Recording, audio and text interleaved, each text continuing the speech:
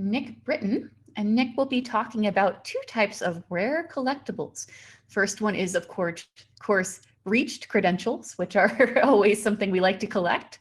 And the second one is bourbon. So I'm excited for both those topics. Welcome, Nick. Thank you for sharing your time with us today.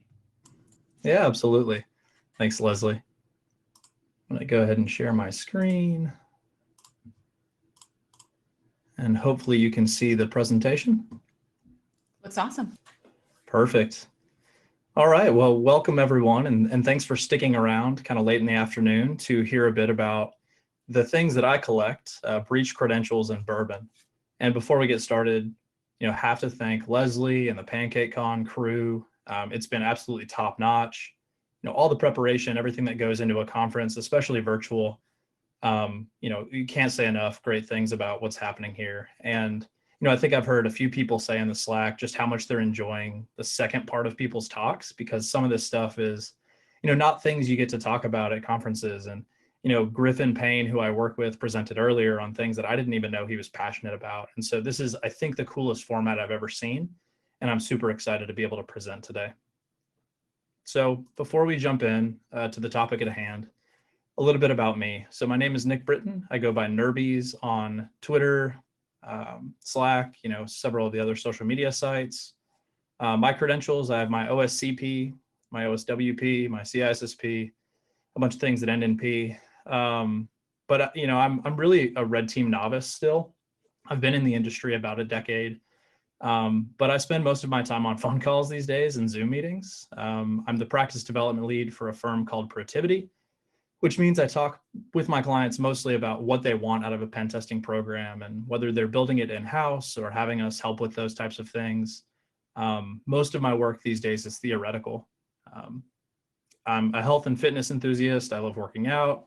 And the keynote talk this morning was really amazing. Listening to somebody else that's kind of in my area, that's a power lifter and is, doing some of the same things that I've always done, and had no idea that there were others in InfoSec that were so interested in that. And then last but not least, I'm a collector of things. You're going to hear a lot about the stuff behind me, bourbon, obviously, breach credentials, and, I'm a normal person. So obviously I have a shelf full of old cables that I can't get rid of. My house just seems to accumulate things. And I've always kind of been a collector of different things, even as a kid. So we'll start off with breach credentials and my journey to becoming a hoarder of flat text files. So first, you may or may not know kind of what this topic is about, breach credentials, right? So have you ever gotten an email like this? Something I just got from Google about a month ago. Change your compromised password. Google found some of your passwords online. And you kind of make this face in the corner and say, what? Like, what do you mean you found some of my passwords online? How is the company doing this? What are they looking at? What is a password doing kind of floating around out there? And how did they tie it back to me? Or maybe you've seen these types of headlines, and this is all from about a month ago, a new breach compilation called the Compilation of Many Breaches, or COMB, C-O-M-B. And this is a large collection of breached credentials, about 3.2 billion records that's just floating around the dark web and now the clear web. And so what are these things? So these breach credential lists have been floating around for a number of years, and I really started tracking this around January of 2019. Essentially, they are flat text files with username and password pairs that have been accumulated from past corporate breaches or websites that have unintentionally leaked data. And around 2019, I started seeing some news coming out from sites like Troy Hunt's Have I Been Pwned and Krebs on Security, talking about these compilations that attackers or threat actors were putting together of all these previous breaches, and how attackers were starting to use these things to be more targeted in the way that they conduct password guessing attacks. And so collection one in January 2019 was really kind of my first foray into trying to download one of these. Then I'll talk about how I did that. But since then, I've continued to track the news and track these being released, and have continued to download and query these things, both for kind of my personal joy and for, things that I do at work. And, it's awesome to be able to go to a client, kind of show and tell this as an example of why, passwords are not always, a great security control. So I mentioned, first of all, what are these things, these breach credentials list? If you've never gotten your hands on one of these, this is the directory structure that you're typically looking at. They come in a compressed file that when you decompress, it's a directory structure by letter and by number. And this is the first character of that password. And it's, it's several levels deep because there's so many of these text files and, 3.2 billion records, that it has to be fairly embedded. And there's several directories in this tree to be able to fit all these text files into a single compressed folder. And then when you actually look at some of these files, and I'm just tailing a specific file here under the n/o directory, it's quite literally just a collection of email addresses and associated passwords for those accounts that have been seen somewhere out on the internet. And so that's great, right? Cool. So you got a text file, you got a bunch of old usernames and passwords that we think might be valid. Who knows? Some are from 10, 20 years ago, from breaches, from random sites that, people may not use anymore. So kind of why, right? Why does it matter? And a single attack really got me interested in this kind of username and credential list collection and querying. And it was, I'd say probably 3 years ago. And it actually didn't stem from a collection list. It came from this time-based exchange weakness, or kind of the way that Microsoft Exchange used to work in querying users. And I was actually doing a penetration test against a large regional bank, and I came across this tool by Daft Hack called Mail Sniper. And one of the functionalities in Mail Sniper allowed you to execute essentially brute force attacks against Microsoft Exchange looking for valid usernames, and it was time-based. And so you could give it a list of possible usernames, and it would time the response from the server. And there was a large deviation from the time that it took the server to respond for valid usernames versus invalid usernames. And if you did enough of these, it could kind of start to look at and analyze the time for each and tell you when you had identified valid usernames. And the usernaming convention for this bank was the first initial of the first name and then the last name. And so I essentially created a dictionary of possible, common names and things that I had found on LinkedIn, and was able to identify, I think, close to 200 valid usernames. And from that, I then started doing, some targeted password guessing and some credential stuffing attacks, and was eventually able to compromise several valid users and their passwords, and was able to take that, log into their exchange, and from there, steal some data and get onto their VPN portal, and eventually, got internal access and got, privileged access, and was able to exfiltrate data and prove all these really interesting things. And so how do I go from here to breach credential lists? So I started to think, there's got to be a better way than doing this time-based exchange attack all the time, especially as people are moving to O365 and looking at VPN concentrators and Citrix environments. You don't always have that nice ability to enumerate valid usernames. And so I started to think about all the news articles that I had seen from these collections and realized that I could use those to essentially create a known username list for companies that I was pen testing. And then I could password spray with known bad passwords. We all know users are particularly bad at setting passwords. So I could use things like the season and the year, so winter 2021, or the company name and a number or a set of numbers. And using this, fairly rudimentary technique, gain access to email, VPN, Citrix, VDI, whatever, really more than half of the time. And it's sad to say and sad to see, but it's a very easy and very common attack. So about a year into doing that, something happened.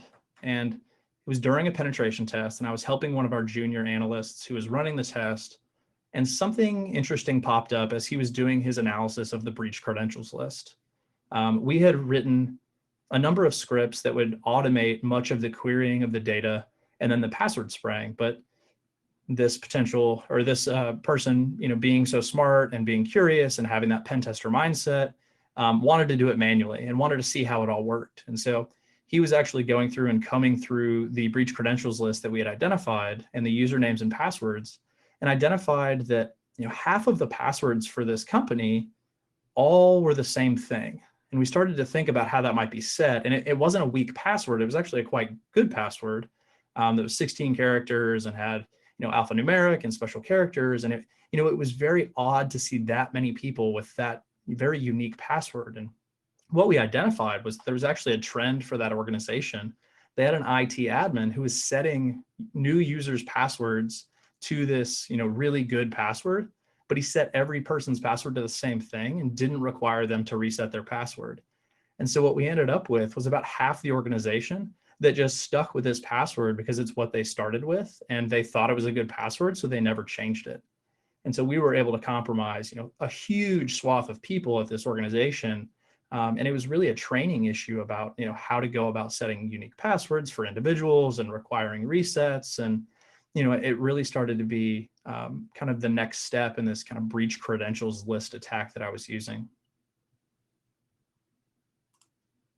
So let's talk a bit about how, I've talked about the theory behind it, how I use it, and what some of the things you can do are, but, how do you actually get your hands on these things? Because you can't just, Google, give me breach credentials. You have to kind of know where to look and how to download it. So first things first, where do you search? So as soon as you see one of these news articles come out about one of these new compilations, the first things that I do are look on torrent sites, download sites like Mega, and then some common forums. And there's an excellent write-up on threat intel hunting at this getsignal.info site. And I'll have a link to this later in the presentation as well. But it talks about both some dark websites and some open or clear websites where you can kind of go onto a forum and search for some of these threads where people share links for breach credential collections. And you can see a few weeks ago, I looked here and found the comb list as well as the password that was set for the encrypted file that was containing those sites. So downloading and storage. So I prefer to download either in an EC2 instance in AWS or on a VM.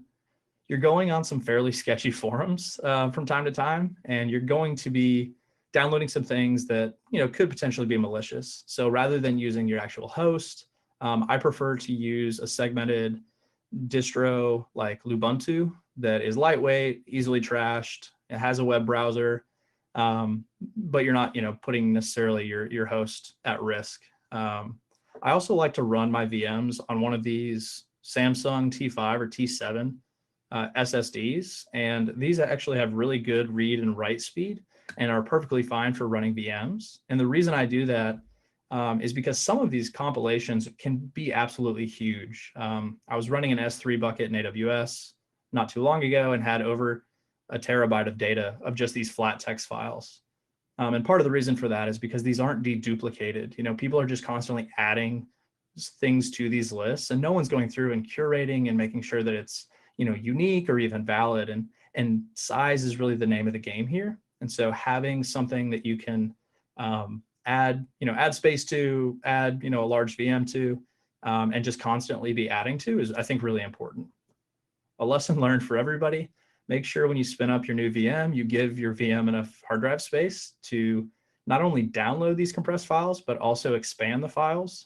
If I had a nickel for every time I downloaded one of these compilations and either failed to download or failed when I went to expand because my VM was set to like 50 gig, I could retire. I do it literally every time. I did it when preparing for this talk, and I will continue to do it every time. But if I can save you that heartache a single time, I hope that helps. So you've gone out to a forum, you found the link to a torrent site or to a mega download, you've downloaded this and you're storing it on a Samsung T5 drive or on a VM or EC2. Then what do you do? Well, you could go to the cloud, like I said. You could store it in EC2 and jam it up into an S3 bucket for easy querying with something like AWS Athena, which makes it very quick. And I've again dropped a link here for Fracture Labs, who has a really great tutorial on how to put everything up in S3 and query it with Athena. or you can query it directly from that VM, which is quite frankly the easier route. And so what I've done is dropped in, I'm not going to do a live demo because I don't want to tempt the demo gods, but we have some videos here of how you can actually query these breach lists and some of the things that you can see from these. So let's start here. So you can see the folder structure here for the compilation of many breaches. Has a query bash script, which is essentially just a quick bash script to look for a specific name and domain. And that points it to the correct folder. As I said, the folders start with the first initial or the first letter of the email address. And so here I've actually queried for one of my old email addresses. A good point here. One of those things was a valid password that I used about 10 years ago, before I knew anything about security. One of these is not a password I've ever seen or used before. And I think that just goes to the fact that, some of this data is completely random or wrong. It could have been somebody else trying to enter my username and password on a website or brute force it. So you can only trust so much of this data. But 50% certainly not bad here, especially for pen testing, and size is the name of the game. So we're going to try to query as much data as we can. And so this is just one way you can use these files, querying for a very specific username and email. So that'd be great if you're just going to look about, maybe yourself or your friends and family to try to make sure that they're not using a password that's weak or still using an old password that's been breached. But as pen testers, we need to go beyond that, right? We can't just query for a single person. It would take all day. So, there's a kind of a better way to query, and that is by domain. And so here, we'll do the same thing. We'll go into the data directory of this compilation of many breaches, and we'll just run an ls to show the directory structure. And then we'll run just a fairly simple grep. And I'm going to search for blockbuster.com. Hopefully no one's still working for Blockbuster. And what you'll see is it will iterate through all these files and look for usernames that have that @blockbuster.com domain. And you can tell, this has only been 10 seconds, but it's already finding just a huge number of blockbuster.com emails and passwords that have been associated with those. And I won't let this run because it takes, like I said, about 5 minutes to go through all of these by doing it through this VM. But you can see here, we've got lots of email addresses, lots of passwords that we could potentially try. Some of these are, most definitely old, but some of these could well be still valid. And if nothing else, you have a starting point for your password spraying attempts because you have a list of usernames. But like I said, you can take it a step further.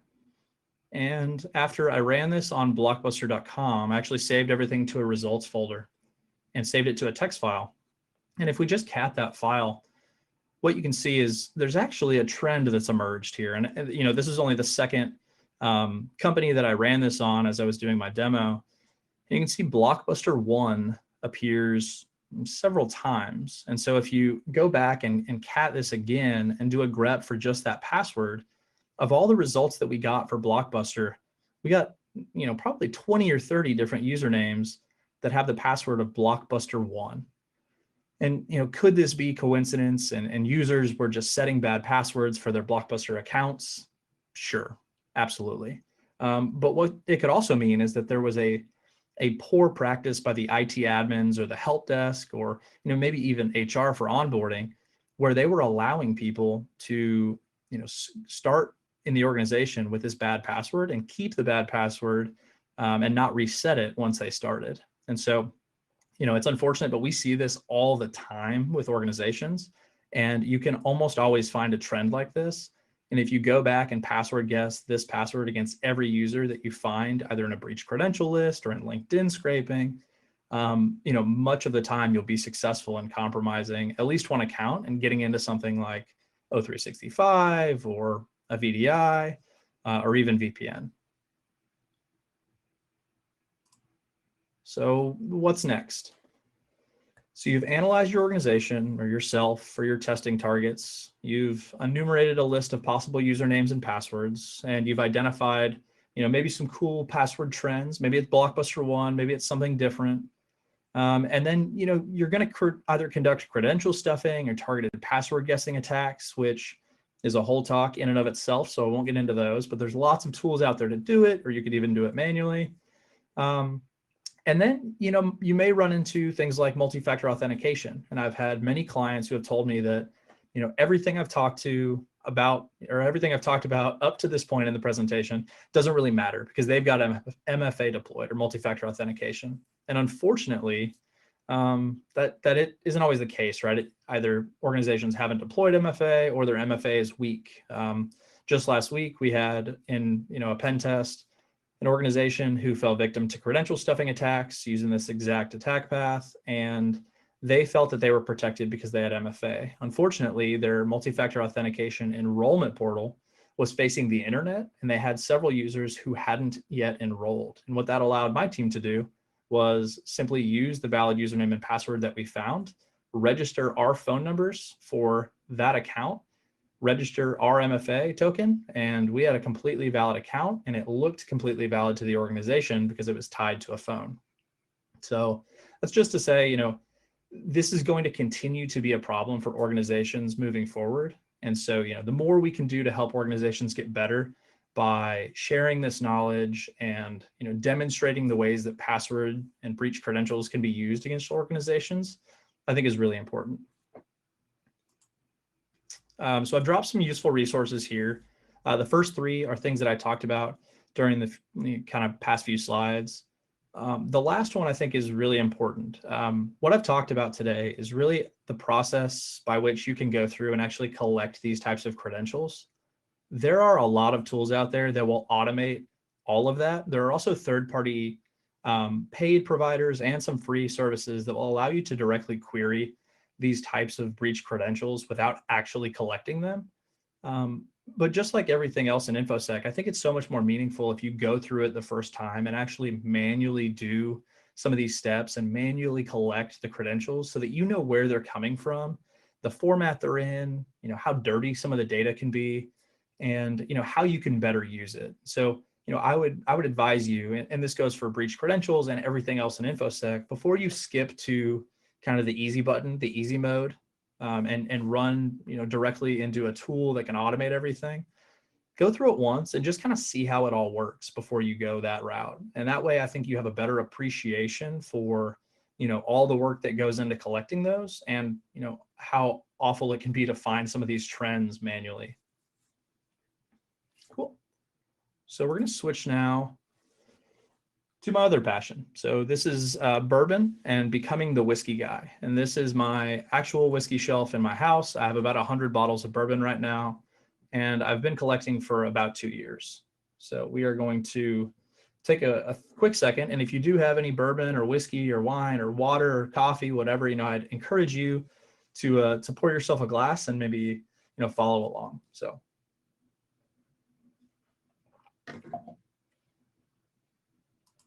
first things first, kind of what is bourbon and how do we understand the whiskeys of the world? Because bourbon, I think, is really misunderstood, as are many whiskeys. And so I have this really great chart that I've shared here, and it outlines the difference between bourbons, Irish whiskeys, Canadian whiskeys, ryes, scotches.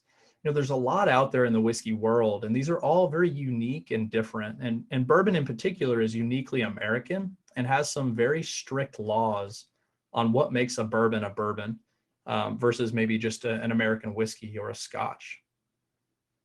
So I wanted to talk just briefly about, what is bourbon and why does it really matter? So bourbon is a barrel-aged distilled liquor made from corn. And you'll hear that corn kind of theme continue to pop up. People think that, bourbon is American in a lot of ways because it is. Bourbon has to be made in America. But it's also, uniquely American because the United States Congress actually passed a bill years ago making, a set of very legal requirements for what bourbon has to be. And it's one of the few things that, in the 1800s had the FDA essentially was regulating what could go into bourbon and what couldn't go into bourbon. And so bourbon has to be at least 51% corn. And that mixture of the different grains that go into it is called the mash bill. And we'll talk about that as well. Bourbon must be produced in the US. It must be stored in a charred new oak barrel.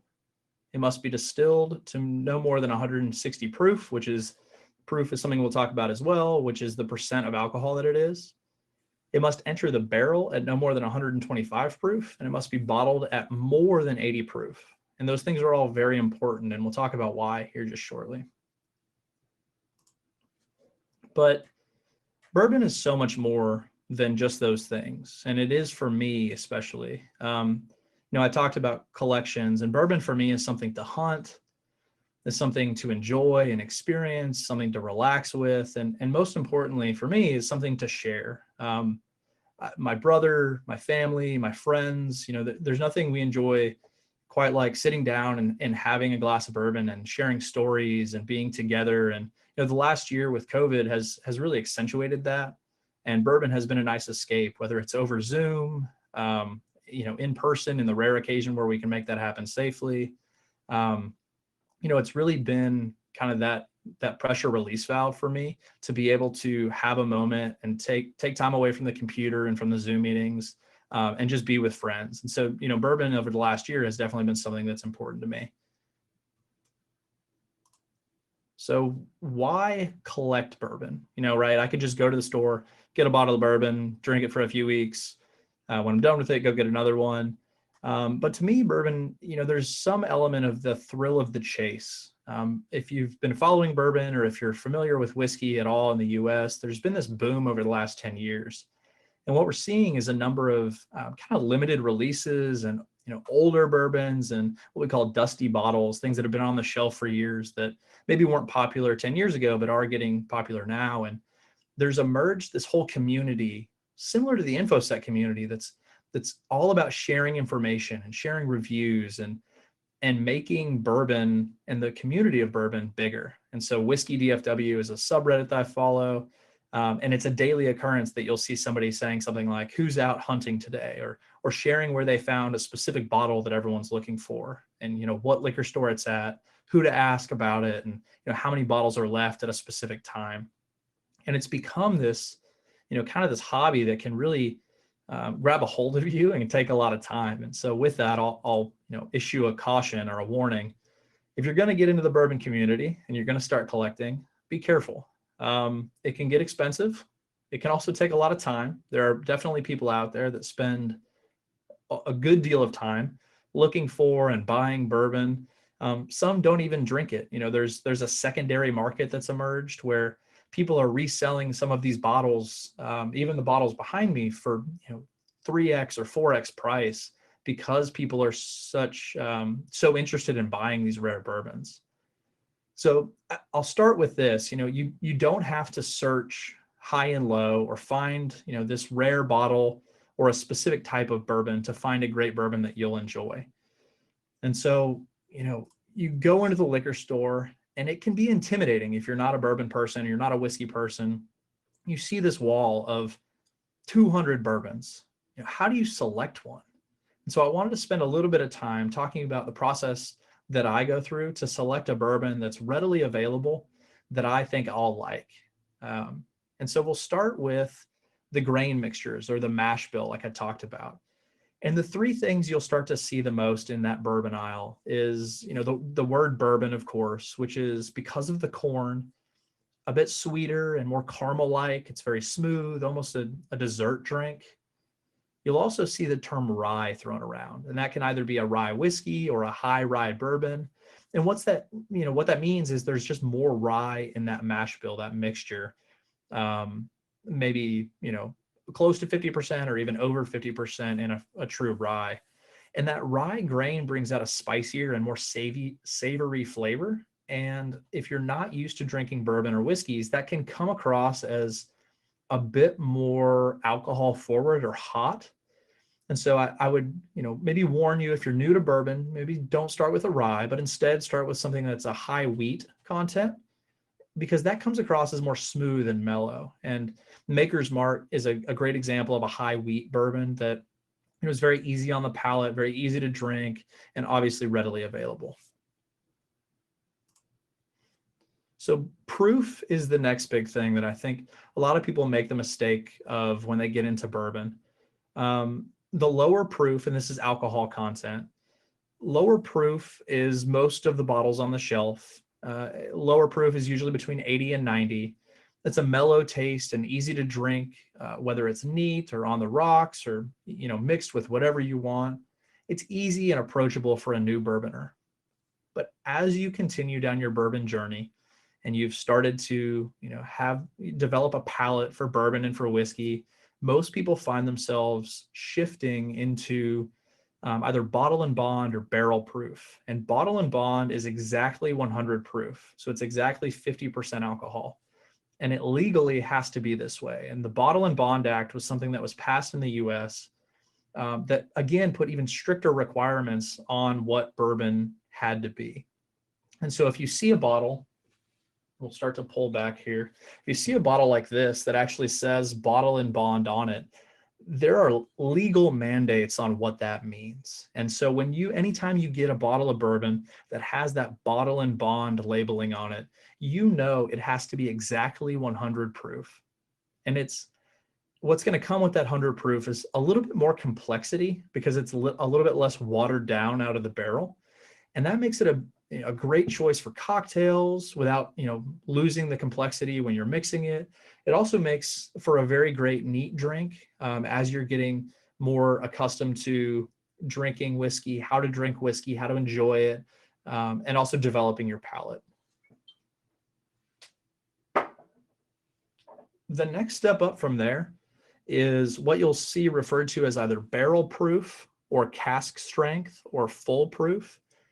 And these are the highest proof bourbons out there. And these are often 110 proof. This is 122 proof.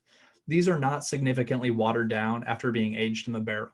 So these come with a ton of flavor, a ton of complexity, but they're not for the faint of heart. So if you're just getting into whiskey or just getting into bourbon, one of the big mistakes I see is people read reviews from people that do nothing but drink bourbon, and they get pointed towards something like a barrel proof or a full proof, and they get it, and like the guy in the picture, they're breathing fire, and it turns them away from bourbon. And it's awful to see because they just picked the wrong thing, and it's not where they should maybe start. They should start on the lower proof rather than going straight for something that's 60% alcohol, right?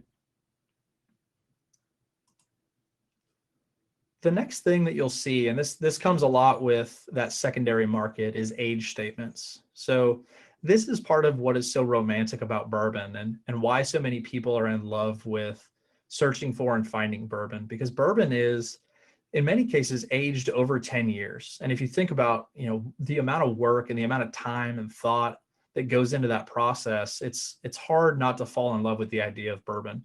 You can see back here, I have a bourbon that, very clearly says it's been aged for 10 years. And these 10-year whiskeys and older are often highly sought after just because of the amount of work and passion that's gone into them. I'll warn you though, some whiskeys are meant to look like they've been aged for a long period of time, but you need to read carefully. A great example is Jack Daniel's Old Number 7. A lot of people getting into whiskey think Old Number 7, right? It has to be aged for 7 years, but in reality, that's not the case. It's not an age statement. It's just a number on the bottle. So be very careful as you look at bottles and at the age statements. Read carefully on the label because they can't legally say it's an age statement unless it is. So you can start to get a lot of good information by really diving into the details of what's on the label. And, again, when in doubt, you can go back to that Bottle and Bond Act. Anything with that Bottle and Bond label has to legally been aged for at least 4 years or longer. And so there's a minimum there. And this age, again, adds complexity. So the longer the whiskey's been in the barrel, the more seasons it's gone through, and the heating and cooling of the barrel in regions like Kentucky or Tennessee expand and contract those barrels and the liquid. And as the liquid soaks into the wood from the barrel and then back out, it just attracts more and more flavor and more complexity. The last thing that I'll talk about is batches. And so if you've been to a liquor store and you've looked at bourbon, you've seen probably labels like small batch and single barrel, and it can be confusing, right? A lot of people don't kind of understand what it all means. And many people think that single barrel is always better than small batch, and that's not always the case. It really depends on what you're looking for. And so a small batch is something that comes from a small selection of barrels that are mixed to achieve a consistent flavor. So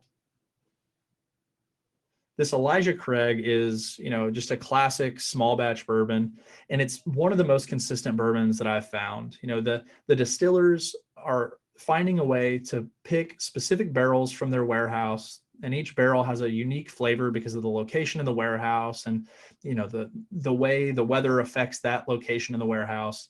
And a good distiller is going to find a way to pick barrels from throughout the warehouse and mix them to achieve a consistent flavor. On the other hand, if you get something that's a single barrel, it is, each bottle comes from an individually aged barrel rather than a mix. And so what this allows the distiller to do is to cherry pick or hand pick specific barrels that they feel taste the best and release them for a unique experience. What that also comes with is a different experience for every bottle you get, because every bottle might come from a different barrel.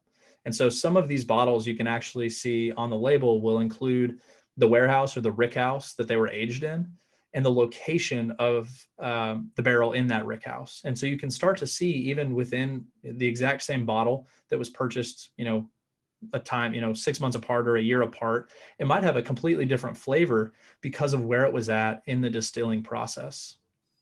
And the last thing I'll mention is single barrel select. And this is one of the coolest things I think in bourbon.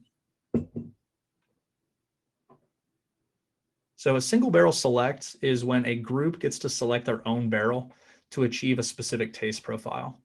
And so typically that's a liquor store that has a whiskey expert that actually gets to work directly with a distiller to taste several different barrels or even request a specific taste, and gets to decide which barrel that they want to barrel and sell for their customers. And some of these are also done for online communities. And I mentioned, the bourbon community is amazing. And there's actually an R Bourbon subreddit that has a group of people that are able to select their own single barrel offerings. And so this is an Elijah Craig single barrel select offering that was made specifically for the R Bourbon subreddit.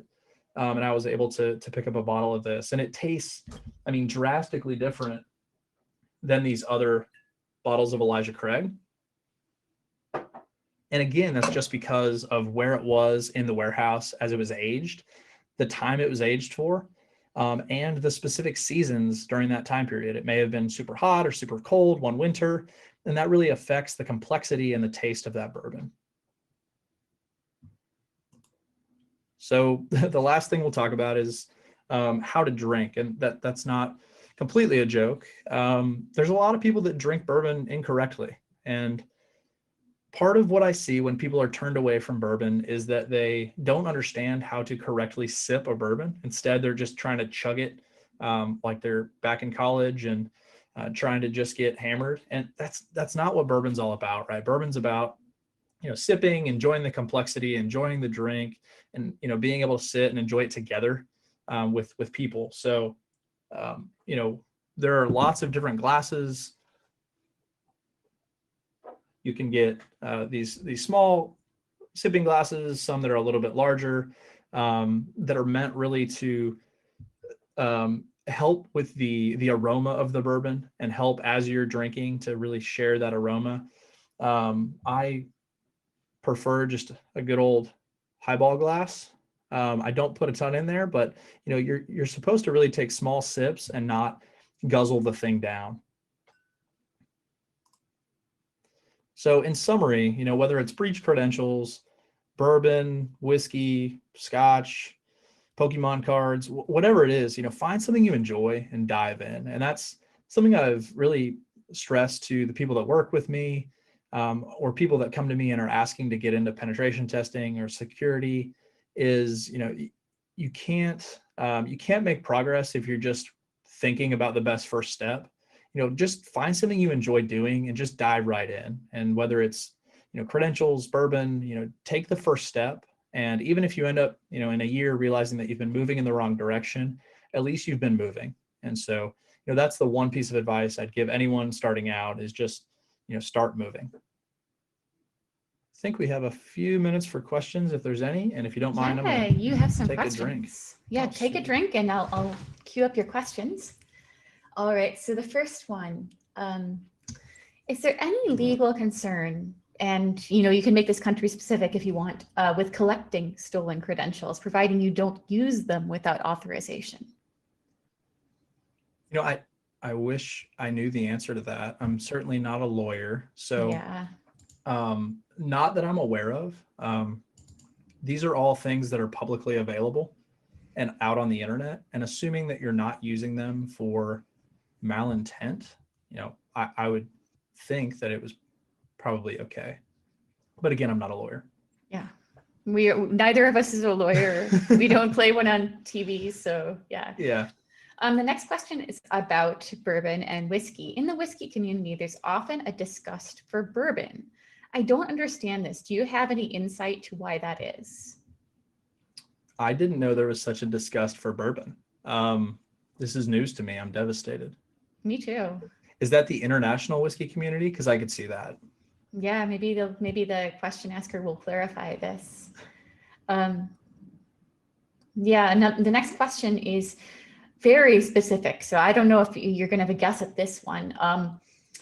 Are there any credential dumps you know of available of PIN numbers from the Asia region?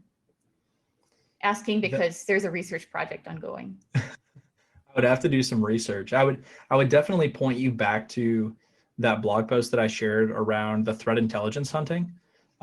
Just about everything that I've ever sought to research, I've been able to find a good thread through one of those kind of platforms. There's always someone that's kind of looking at the same thing as you, even if it's not for the same purpose. There's so much good information out there that I would point you back to that link and to that threat intel hunting. Awesome. Your commenter about the whiskey versus bourbon thing has mentioned that is an international, non-US thing. So might be something not visible to us in the United States. Right. Yeah, that's interesting. Yeah, interesting. You'll have to explain to me after, and definitely yeah, the chat will still be running. So if people want to ask you more questions, are there any more questions? I don't see any more in the chat.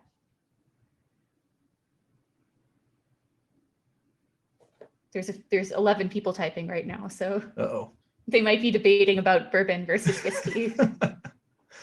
It just says several people are typing now. Yeah, and I can see the international part, right? Because it's, the US is a younger place, and bourbon in particular is much newer than things like Scotch. So I can definitely see that it's just doesn't have the international following. Okay, a couple more questions. So do you have a personal favorite right now, bourbon? I do. So I don't have it with me. I got so many favorites. So I actually just found a new one, and I am out of it. So a very affordable and easy to find bourbon is from Redwood Empire, and I'll paste a link in the chat later. They also have a mix of bourbon and rye that is amazing, and the labels on them are really, really cool. It's some awesome artwork. But it's what I've been going to as kind of my easy, daily drinker that you can always find in the liquor store. So I'll post a link for that. Cool. And I think we've got time for one last question. Do you put together breach credentials in your own personal database for quick searches, and how do you do that? Yeah, so I posted a link to a tutorial about how to move everything to the cloud. We didn't have time to get into it, but that's actually what I've done. Is I've started collecting all these breach compilations and pushing them all to S3. And you actually don't push them to a traditional database because it's very kind of dirty data. The formatting is not perfect, but there's a way to use S3 as essentially an unrelational database and query it directly with AWS Athena. And that link that I posted, and I'll post it in the chat as well, has a really good tutorial on how to do that. And it also saves a lot of money because, like I said, the size of these can get really unwieldy. I think I have terabyte or 2 terabytes up there right now. And the querying could also take a long time. So I'm able to get through that query in about, I think, 4 minutes, even running it through, over a terabyte. Awesome. Well, thanks for sharing both of your very interesting talks with us today. We can see from the chat that people were very engaged and have a lot more comments and discussion they want to have with you. So thank you again for your time and for being part of the conference today. Thanks, everyone.